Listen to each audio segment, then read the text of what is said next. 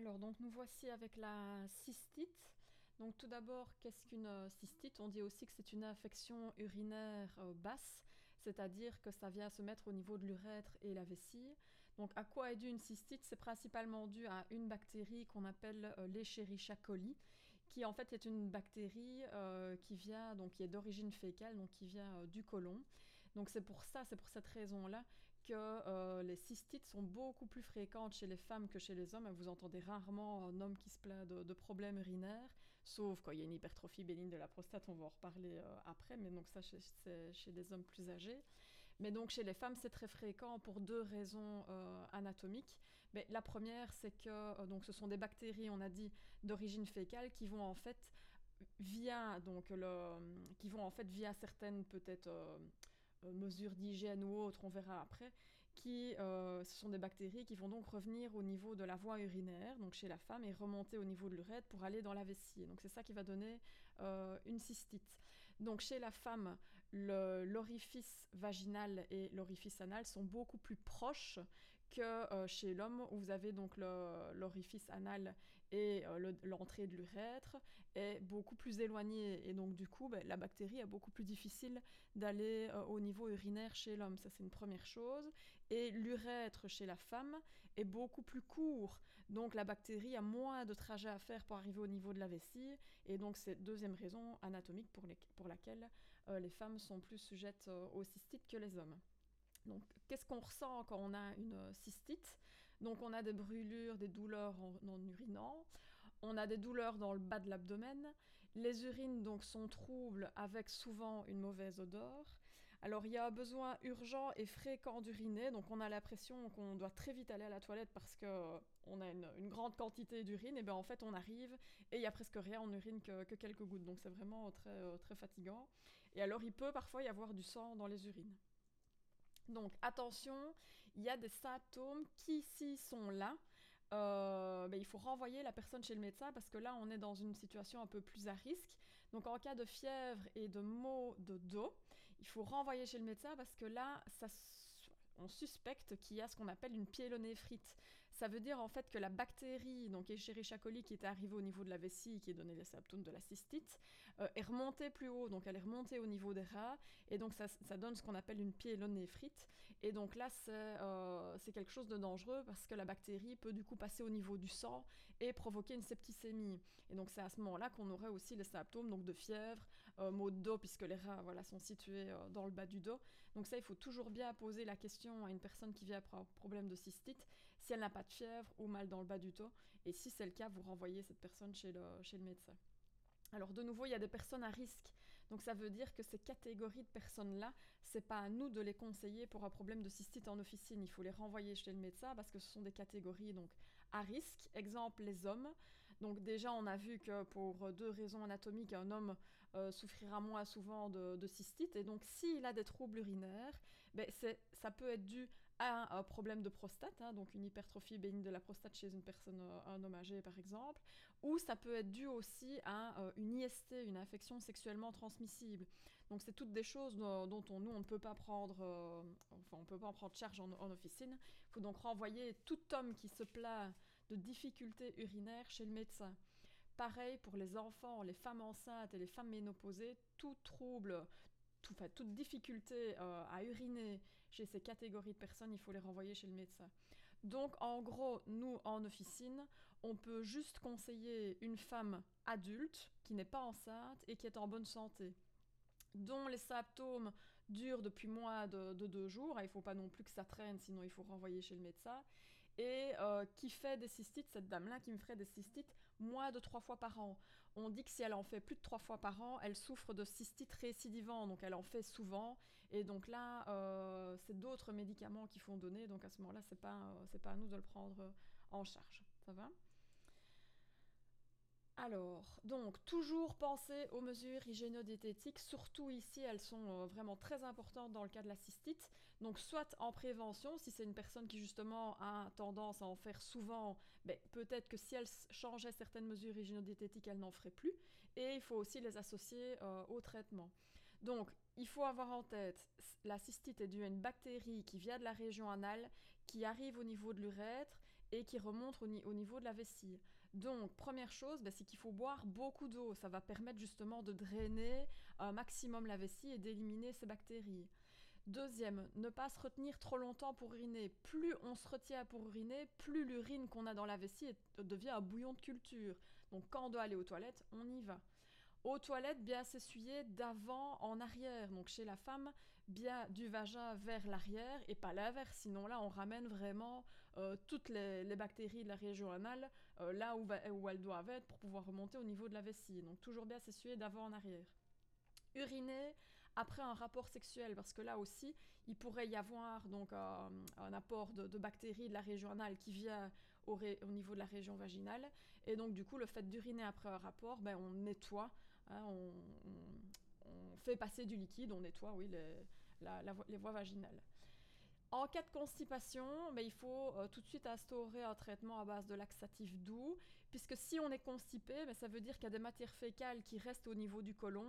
S'il y a des matières fécales qui restent là et qui ne sont pas évacuées, de nouveau, ça favorise la multiplication de bactéries. Donc du coup, on a plus de chances que ces bactéries arrivent au niveau de la région vaginale et remontent au niveau de la vessie. Donc en cas de constipation, il faut la traiter. Et alors, éviter les mauvaises habitudes mictionnelles, comme par exemple uriner sans toucher la planche. Bon, ça c'est ok de temps en temps, hein, quand on est dans un endroit public, ça, il n'y a pas de souci. Mais il ne faut pas que ça devienne une mauvaise habitude, parce qu'en fait, quand on n'est pas relâché, donc on n'est pas assis, on ne sait pas vider totalement la vessie. Et donc de l'urine reste dans la vessie, et donc comme dit plus haut, de l'urine qui reste dans la vessie, ça pourrait favoriser la multiplication des bactéries. Donc vous voyez, toutes ces mesures hygiéno-diététiques, c'est du bon sens, ça découle de l'origine des cystites. Alors, le médecin peut prescrire plusieurs spécialités. Donc, on a vu dans le cours qu'il y avait soit la furadentine MC ou le monuril, avec sa posologie particulière, le monuril, puisque c'était un seul sachet. Vous avez aussi les quinolones, mais donc il était bien mis que c'était pour les infections urinaires, donc plus graves. Donc voilà, ici les quinolones, le médecin pourrait les utiliser pour traiter une pyélonéphrite, donc où la bactérie est remontée au niveau des reins. Et alors il y a un dernier médicament qu'on appelle uropyrine. Je vous le montre, il est très peu prescrit parce qu'en fait, comme il est mis sur la boîte, c'est un analgésique urinaire. Donc en fait, il va venir masquer la douleur. Donc il faut toujours bien que ce médicament soit prescrit. Normalement, il est sur ordonnance, mais j'ai déjà vu dans certaines officines qu'on le conseillait, donc comme médicament conseil en vente libre. Ça, il ne faut surtout pas le faire parce que du coup, la personne pourrait se dire ça va mieux, hein, puisque la douleur est masquée, et du coup postposer une consultation chez le médecin si jamais ça ne va pas. Donc vraiment ça, il faut le laisser au médecin, mais je vous dis ça sort très peu. Si jamais ça sort, bien prévenir la personne que c'est un médicament qui colore les urines en orange, c'est tout à fait normal. Alors, en vente libre, donc nous, qu'est-ce qu'on a à pouvoir conseiller donc à cette femme adulte, non enceinte et en bonne santé? On n'a pas 36 choix différents. Donc vous avez comme spécialité urocystyle, donc qui contient en fait de la busserole, donc on en reparlera en phytothérapie. Donc c'est une plante qui est antiseptique urinaire. Donc la posologie, c'est 2 comprimés 3 fois par jour et on termine bien la boîte. Et de nouveau, prévenir la personne, ici ça colore les urines en brun vert, c'est tout à fait normal. Parfois, on peut aussi proposer d'autres plantes qui ont une action diurétique, donc de nouveau pour drainer tout ce qui est pissenlit, bruyère, orthosiphon, on en reparlera dans le cours de phyto. Mais vous, pour le moment, retenez donc pour une femme non enceinte, adulte en bonne santé, vous pouvez donner l'urocystyle à la posologie qui est indiquée là. Alors, en traitement prophylactique, donc il est mis en cas de cystite récidivante. Si une personne en fait plus de 3 fois par an, une fois qu'elle a été traitée pour la cystite, ce qu'on peut faire, c'est après lui donner un traitement prophylactique, donc qui va permettre d'éviter de faire de futures crises de cystite. Donc en fait, ce sont des compléments alimentaires qui sont à base de canneberge, donc de cranberry, donc de nouveau une plante, on en reparlera dans le cours de phyto. Comment est-ce qu'elle marche cette canneberge? En fait, elle empêche les bactéries Escherichia coli de venir se fixer à la paroi de la vessie, et donc du coup, elle empêche une cystite. La canneberge peut se présenter soit sous forme de jus, mais attention, le goût est assez particulier, donc on vient souvent mettre beaucoup de sucre dans ces sirops-là, donc il faut faire attention aux diabétiques. Et sinon, en officine, ça se présente en comprimé avec plein de spécialités différentes. Moi, j'en ai mis que certaines ici sur le PowerPoint. Vous avez la spécialité Uricran, Cranberry et Urel. Alors, vous voyez, j'ai chaque fois entouré le dosage de cranberry qu'il y avait à l'intérieur. Uricran, il est mis qu'à 500 mg de cranberry. Cranberry et Urel, il est mis 36 mg de pack de cranberry par comprimé. Donc, en fait, ce qu'il faut savoir, c'est que PAC, ça veut dire pro-anthocyanidine. Je ne vous demande absolument pas de retenir ça. C'est le nom de la molécule active qui est dans la canneberge. Eh ben, des études ont montré que pour avoir cette action de prévention de la canneberge, il fallait avoir au minimum 36 mg de cette fameuse molécule PAC par jour pour avoir l'action prophylactique. Donc c'est pour ça qu'en officine, il vaut toujours mieux aller vers des compléments comme Cranberry ou Urel, ou d'autres s'il y en a, mais sur lequel il est bien mis que par gélule, vous avez 36 mg de PAC. Parce que l'Uricran, 500 mg de cranberry, ça ne nous indique pas s'ils ont dosé la molécule active à l'intérieur, voir si elle est suffisamment dosée ici dans l'Uricran. Donc voilà, Uricran, moi je le mets un peu en parenthèse, je préfère aller vers des spécialités sur lesquelles il est bien mis 36 mg de PAC. Bon, ça, à voir aussi en officine ce qu'ils ont en stock.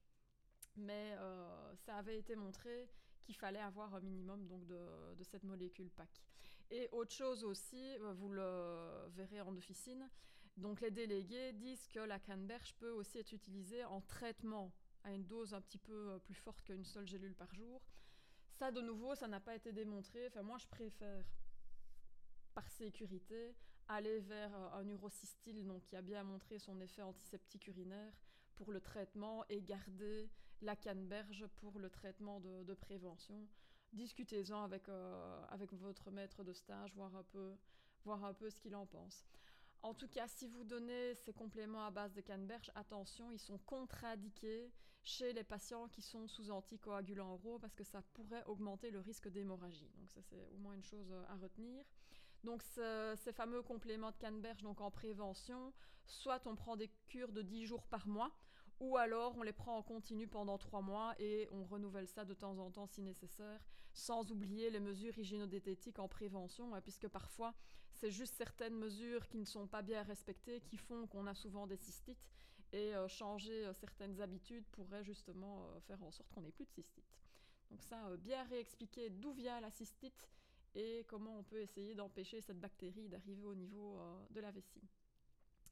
Alors, il y a encore 2 autres spécialités, c'est l'Uricran forte. Quand on voit son nom, on aura envie de dire, Uricran, c'est de la cranberry 500 mg. Uricran forte, on aurait tendance à croire que c'est de la canneberge qui est encore plus concentrée. Si vous regardez dans la notice, il n'y a même pas de canneberge dedans. Hein. Donc ça, c'est encore autre chose. Et Femano, ça c'est un des derniers qui est apparu avec un autre principe actif qui dit aussi que ça empêche l'adhésion des bactéries. Donc voilà, 3 petits points, et on n'a pas trop d'infos sur toutes ces spécialités-là. Voyez un peu ce qui se délivre en officine. Moi, pour ma part, je vous l'ai dit, traitement de crise, je prends urosystyle, les traitements de fond, je prends de la canneberge dosée à 36 mg de PAC par jour. Alors, pour rappel, on avait vu l'année passée dans les Vaxa qu'il y avait un Vaxa Peros qui s'appelle Urovaxum, qui donc ce sont des gélules par voie orale, qui sont à base justement d'extraits d'Escherichia coli et d'autres souches. Et donc vous avez, non, c'est que de l'Escherichia coli, pardon, ici à 6 mg. Et donc vous avez en fait ce traitement-là, ce vaccin entre guillemets à prendre, une gélule par jour à jeun pendant 3 mois. Donc on termine toute la boîte. Donc ça, je ne l'ai pas vu souvent sortir, ce vaccin Peros. Bon, moi, vous savez qu'il existe, et puis comme on en avait parlé l'année passée, c'était l'occasion de faire un lien. Alors, ensuite, au niveau des analyses d'urine, vous, en officine, vous avez des pots stériles pour analyse d'urine que vous pouvez délivrer. Donc, il est temps de savoir quels conseils vous pouvez donner aussi pour être sûr que ce soit bien fait, que le prélèvement soit bien fait. Donc là, je vous ai remis la fiche SSPF que je vous enverrai bien sûr dans le mail. Il y a 3 petites choses que j'ai mis en évidence à bien assister, enfin il faut bien assister à ce niveau-là. C'est donc, on commence à uriner dans les toilettes, ok, on laisse passer les premières gouttes, et puis après, on glisse le récipient pour avoir ce qu'on appelle le milieu de jet. Ça va, donc ça c'est très important. C'est pas dès les premières gouttes c'est pas les premières gouttes qu'on met dans le pot stérile. Ça va, donc c'est le milieu de jet. Deuxième chose bien insistée, c'est pour la conservation, hein, pour que ce soit toujours bon une fois qu'il est au labo. Donc soit il est envoyé dans les 2 heures au labo, soit si c'est pas possible, à ce moment-là on le conserve au frigo pour éviter donc la prolifération des germes, mais maximum bien sûr 24 heures. Et enfin, si le médecin a prescrit un antibiotique, il est important donc de faire le prélèvement avant de commencer le traitement antibiotique. Donc ça pour moi c'est 3 choses qu'il ne faut absolument pas oublier pour faire en sorte que le prélèvement pour analyse d'urine soit bien fait. Voilà pour la cystite.